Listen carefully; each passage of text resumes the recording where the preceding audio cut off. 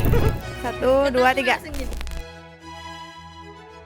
1, 2, 3. 1, 2, 3. 1, 2, 3. Koprol ayo, koprol dulu.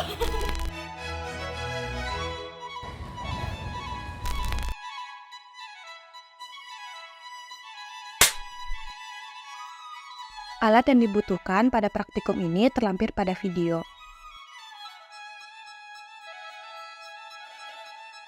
Bahan yang dibutuhkan pada praktikum ini juga kami lampirkan pada video. Langkah pertama, sebanyak 2 botol plastik dipotong sedikit bagian belakangnya untuk memudahkan kita memasukkan artemia. Langkah kedua, bolongi tutup botol dengan menggunakan solder agar selang aerasi bisa masuk ke dalamnya. Pastikan bolongan jangan terlalu besar ya, agar selang aerasi tidak kendor dan tidak bocor. Langkah ketiga, masukkan sedikit bagian selang aerasi yang sudah dipotong, kemudian diberikan lem paralon di sekitar tutup botol untuk mencegah kebocoran air. Tunggu hingga lem benar-benar kering. Langkah selanjutnya, siapkan kista artemia yang akan ditetaskan dengan kisaran 1/4 sendok makan. Taruh kista ke dalam botol plastik yang sudah berisi air tawar. Kista yang sudah dituang ke dalam botol ditunggu selama 1 jam untuk proses hidrasi. Kelompok kami menggunakan wadah berupa galon plastik bekas yang dipotong sedikit pada bagian atasnya. Namun, wadah pengkulturan juga bisa menggunakan toples atau akuarium bening. Selanjutnya, kami menuju lab hatchery untuk mencuci galon yang sudah dipotong tadi menggunakan air bersih. Pencucian galon bertujuan untuk membersihkan kotoran yang ada di dalamnya.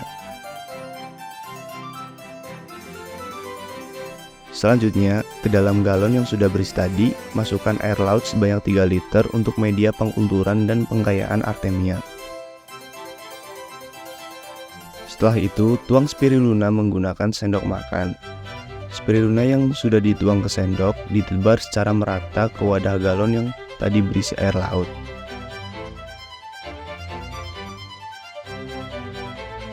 Jangan lupa untuk memberikan label nama kelompok pada wadah yang digunakan tadi, supaya tidak tertukar dengan kelompok lain. Nah, di sisi lain, kita masih menunggu artemia untuk proses hidrasi selama 1 jam. Sembari menunggu, siapkan botol plastik yang belum digunakan dan dilubangi menggunakan solder pada kedua sisi. Usahakan bolongannya jangan terlalu besar. Setelah dilubangi, botol tersebut diberi tali rafia dan diikat ke bambu yang sudah disiapkan untuk proses penetasan artemia. Pastikan tali rafia terkait dengan kencang agar botol tidak terjatuh.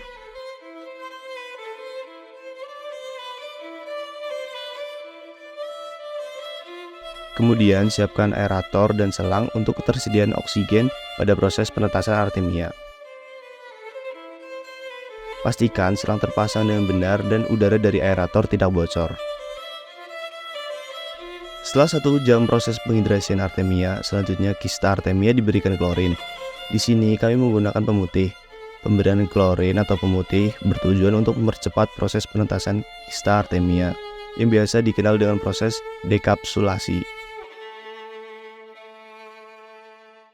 Penambahan pemutih yang terlalu banyak dapat merusak artemia, bahkan menyebabkan artemia mati. Setelah pemberian pemutih, artemia didiamkan selama 15 menit agar pemutih dapat bekerja efektif dalam melarutkan cangkang kista. Apabila 15 menit sudah berlalu, artemia disaring menggunakan sebuah kain dan air sisa di dalam botol dibuang. Artemia yang sudah berada di kain dicuci hingga bau pemutihnya menghilang agar sisa-sisa pemutih yang ada bisa ikut menghilang dengan pencucian tersebut. Selanjutnya, siapkan 1 liter air laut, kemudian tuang ke dalam botol yang sudah digantung di bambu tadi. Tuang secara perlahan agar tidak tumpah. Kecilkan aerator yang sudah terpasang agar saat artemia dimasukkan ke dalam botol tidak meluap keluar. Nah, selanjutnya masukkan artemia yang sudah dicuci tadi ke dalam air laut yang sudah berada di dalam botol beraerasi secara perlahan.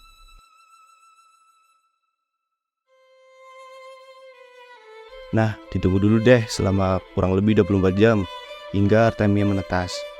Setelah kurang lebih 24 jam, ini adalah penampakan artemia kelompok kami yang masih berada di dalam botol plastik. Matikan aerator untuk memindahkan artemia yang sudah menetas. Pastikan selang berada di atas dan tidak turun ke bawah agar artemia tidak tumpah dari bolongan selang.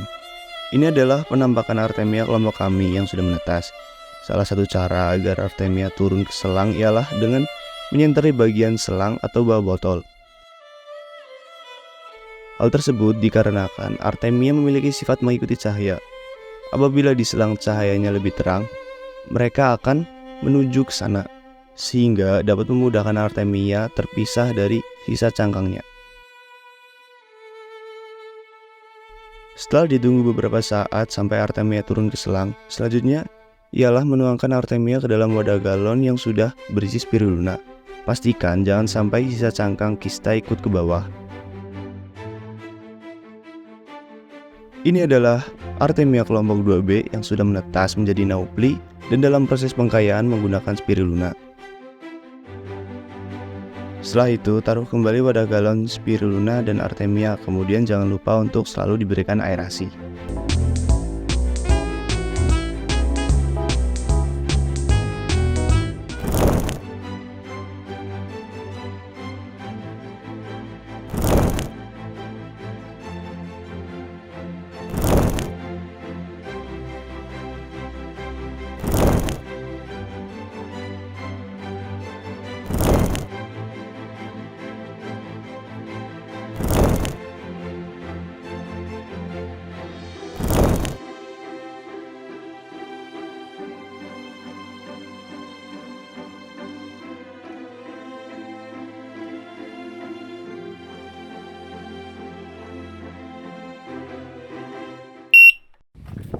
Jadi dari kelompok 2. Kita mau